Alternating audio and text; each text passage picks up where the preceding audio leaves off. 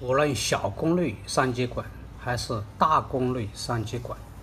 都有两个重要的功能，一个就是放大功能，另外一个是开关功能。如何理解三极管的开关功能？其实我们可以从它的这个积极电流的控制来进行加深记忆。我们来看，这是一个 NPN 型的三极管。要使这个 NPN 型三极管进入放大状态，那么我们就只要在积极提供一个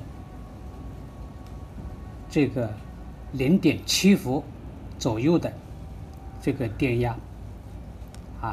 就可以让这个发射节进行导通。发射节就是一个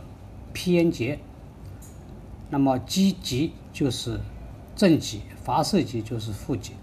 积极电位高于发射极电位 0.7 伏，这个三极管就会进入放大状态。当这个电压持续升高，那么这个极电极电流就会急剧增大。到了一定的时候，这个三极管就会饱和导通，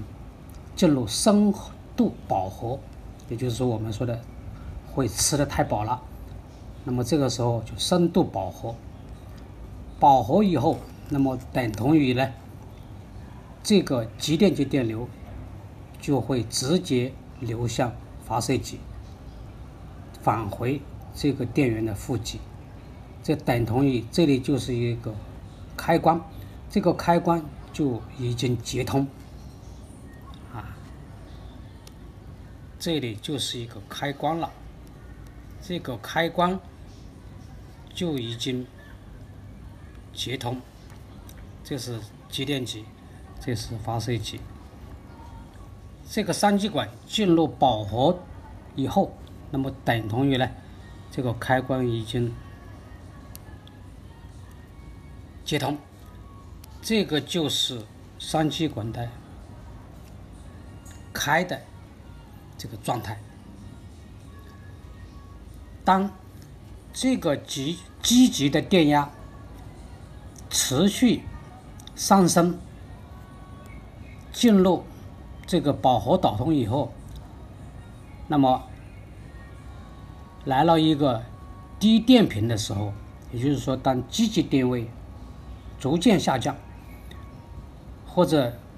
电压为0，或者低于 0.7 伏的时候，那么等同于这个三极管呢，它就被关断，极电极电流就为0。这个时候呢，这个极电极电流它就流不下来了，那么等同于呢，这个三极管它就这个开关就已经处于断开状态处于断开状态。这个时候，